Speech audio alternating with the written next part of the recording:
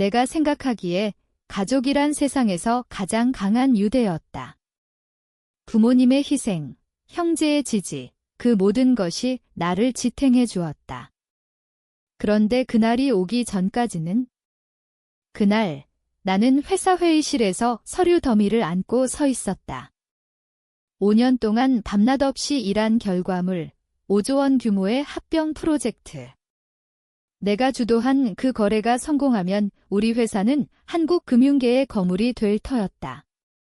하지만 상무님은 내 보고서를 한 장도 넘기지 않고 그냥 던져버렸다.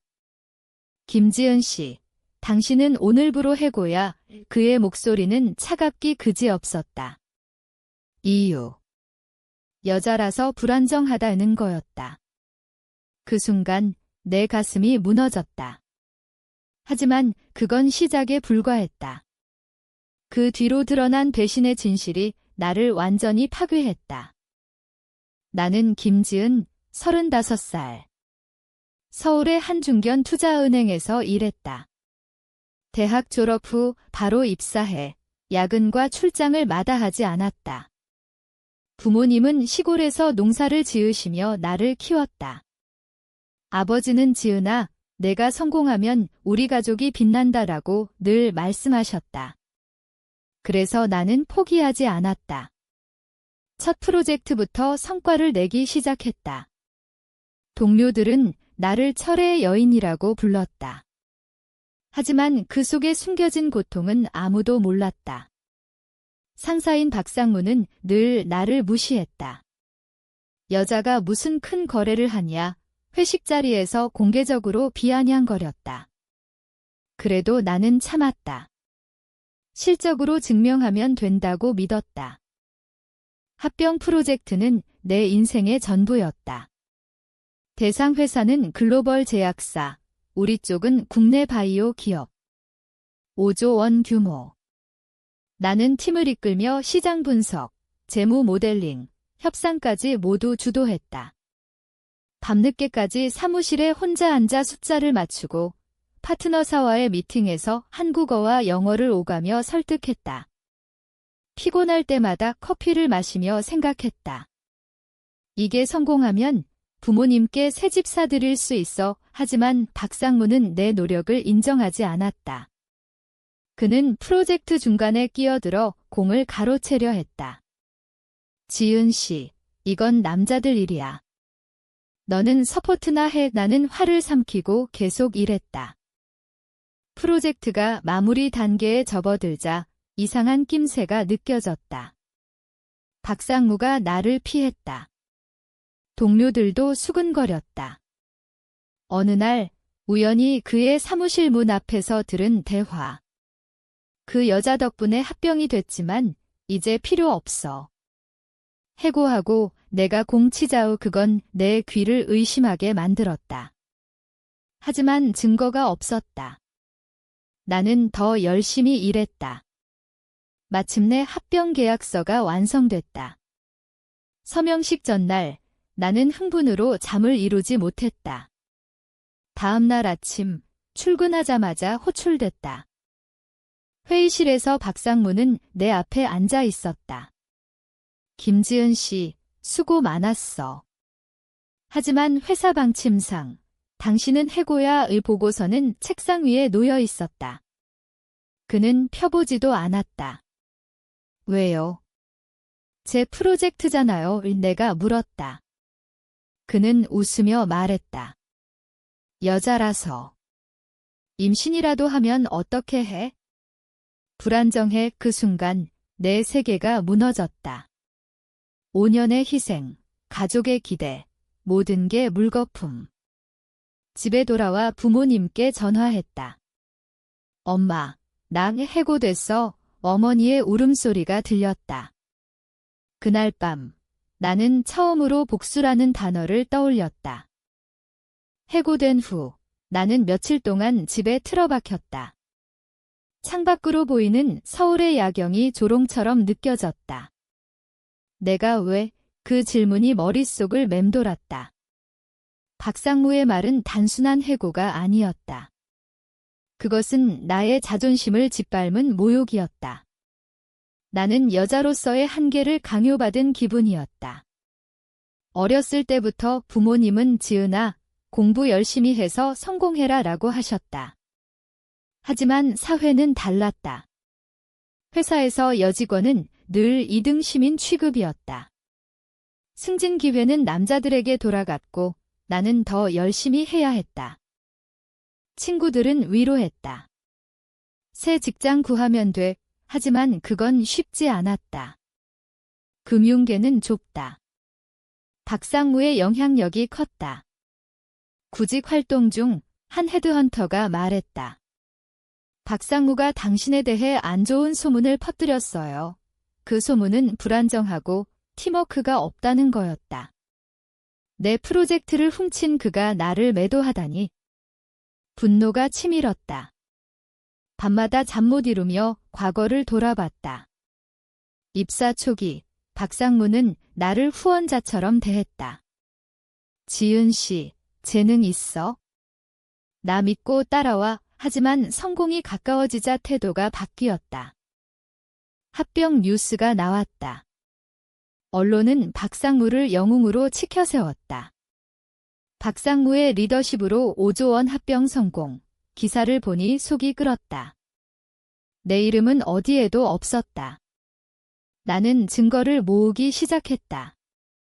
옛 동료에게 연락해 프로젝트 로그를 요청했다. 지은아, 조심해. 박상무가 감시해. 하지만 나는 멈추지 않았다. 컴퓨터에 저장된 이메일, 메모, 모든 걸 정리했다. 그 중에는 박상무가 내 아이디어를 훔친 증거가 있었다. 어느 날 부모님이 서울로 올라오셨다. 아버지는 지은아, 포기하지 마. 내가 옳다면 싸워. 하지만 어머니는 걱정하셨다. 위험할 수 있어. 가족의 얼굴을 보니 더 이상 참을 수 없었다. 나는 변호사를 찾았다. 노동법 전문가. 성차별 해고로 소송할 수 있어요. 그는 말했다. 하지만 증거가 부족했다. 박상무는 회사 내부를 장악하고 있었다. 소송 준비 중 또 다른 충격이 왔다. 옛 동료로부터 온 메시지. 박상무가 합병 보너스를 독차지했어. 내 몫까지. 그날 나는 거리로 나섰다. 비가 오는 서울 거리에서 혼자 울었다. 왜 나만 이렇게? 데미지가 쌓여갔다. 자존심, 경력, 가족의 희망. 모든 게 무너졌다. 하지만 그 울음 속에서 결의가 생겼다. 복수할 거야. 내 방식으로. 소송을 준비하면서 내 삶은 지옥이 됐다. 매일 변호사 사무실을 오가며 증언을 정리했다. 박상무의 발언, 여자라서 불안정하다는 건 명백한 차별입니다. 우 변호사가 말했다. 하지만 회사 측은 부정했다. 자발적 사직지라고 주장했다. 증인으로 불린 동료들은 두려워 증언을 피했다. 미안해, 지은아. 가족이 있어 그들의 말에 배신감이 들었다. 나 혼자 싸우는 기분이었다. 집에서 혼자 있을 때 과거의 상처가 떠올랐다. 대학 시절 남자친구가 여자는 집에서 애나 키워라고 한 말 그때도 참았다. 실력으로 증명해 하지만 이제는 달랐다. 박상무의 배신은 내 인생의 정점에서 나를 추락시켰다. 합병 성공 후 그는 승진했다. CEO가 됐다. 뉴스에서 그의 미소를 보니 구역질이 났다. 나는 SNS를 통해 익명으로 진실을 퍼뜨리기 시작했다. 5조 합병 뒤에 숨겨진 여성차별 포스트가 퍼지자 반응이 왔다. 비슷한 피해자들이 연락했다. 나도 그래, 여성 네트워크가 형성됐다. 하지만 박상무 측에서 압력이 왔다. 소송 취하해. 아니면 더 고통받을 거야. 의 협박 전화가 왔다. 공포가 밀려왔다. 밤에 잠을 이루지 못했다. 가족과의 대화가 힘들었다. 아버지는 지은아, 내가 자랑스러워. 하지만 어머니는 그만두자. 건강이 제일이야. 나는 갈등했다. 포기할까? 하지만 그럴 수 없었다. 변호사가 새로운 증거를 찾았다. 박상무의 이메일. 김지은을 해고하고 공을 내 것으로 그걸 본 순간 내 심장이 뛰었다. 이제 반격할 때야. 재판이 시작됐다. 법정에서 박상무를 마주쳤다. 그는 여전히 오만했다. 그녀는 무능했다. 그의 증언에 나는 떨렸다. 하지만 내 차례가 왔다. 저는 5년 동안 그 프로젝트를 주도했습니다. 증거가 있어요. 판사가 이메일을 봤다. 분위기가 바뀌었다. 재판 과정은 고통스러웠다. 매일 법정에 서서 과거를 되새겼다. 박상무의 변호사는 나를 공격했다. 김지은 씨, 당신은 감정적이었어요. 그게 문제였죠. 그 말에 화가 치밀었다. 감정적. 내가 왜 감정적이 됐는지 알아. 하지만 침착하게 대응했다. 증인들이 하나둘 나왔다. 옛 동료 한 명이 용기를 내 증언했다. 박상무가 지은 씨의 아이디어를 훔쳤습니다. 언론이 주목했다. 여성 차별 소송, 5조 합병 비밀 드러나 이 기사가 쏟아졌다. 박상무의 이미지가 추락했다. 회사 주가가 떨어졌다. 그는 압박을 느꼈다. 어느 날 중재 제안이 왔다. 합의금 10억, 하지만 비밀 유지. 나는 거부했다. 돈이 아니야. 정의야. 집으로 돌아와 거울을 봤다. 피곤한 얼굴. 하지만 눈빛은 달라졌다. 나는 강해졌어. 부모님께 말했다. 끝까지 할게요. 아버지는 고개를 끄덕이셨다. 그 지지가 나를 버티게 했다. 재판 중간 박상무가 사과 편지를 보냈다. 미안해. 실수였어. 하지만 진심이 느껴지지 않았다. 나는 무시했다. 고통이 쌓일수록 내 결의는 강해졌다. 그가 잃는 걸 봐야 해. 판결 날이 왔다. 판사는 성차별 해고 인정. 배상금 5억, 그리고 공식 사과. 박상무의 얼굴이 일그러졌다. 하지만 그건 끝이 아니었다. 회사에서 그를 해임했다. 그의 경력이 무너졌다. 승소 후 나는 자유를 느꼈다. 하지만 상처는 남아 있었다. 돈은 부모님 집을 사들이는 데 썼다. 지은아, 고마워. 부모님의 미소가 위로가 됐다. 하지만 밤에 혼자 있을 때 배신의 기억이 떠올랐다. 왜 나였을까?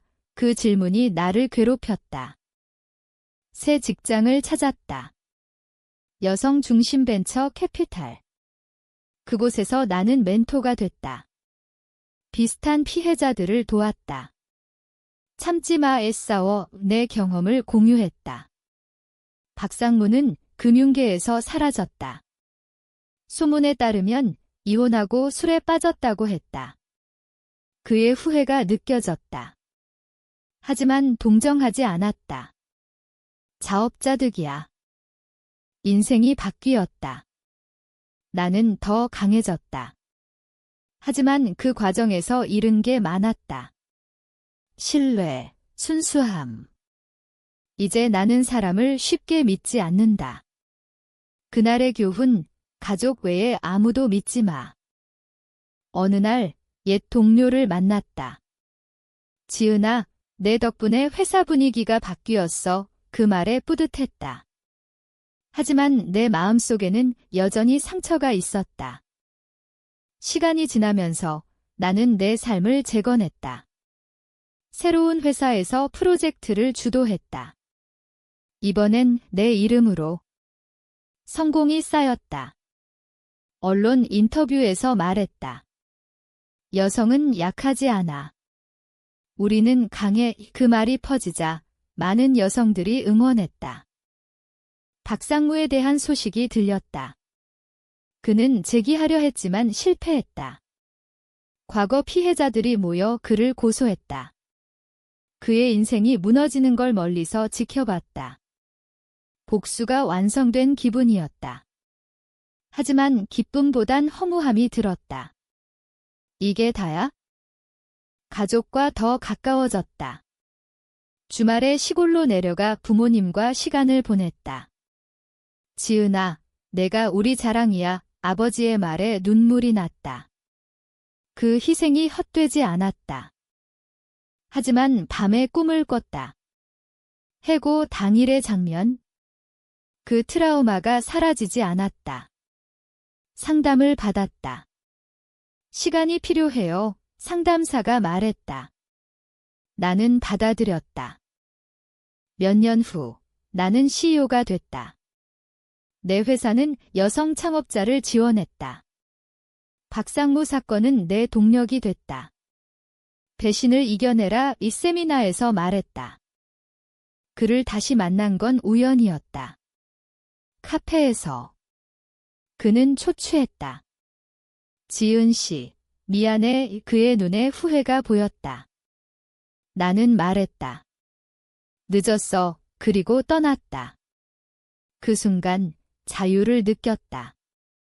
인생은 계속됐다. 사랑하는 사람을 만나 결혼했다.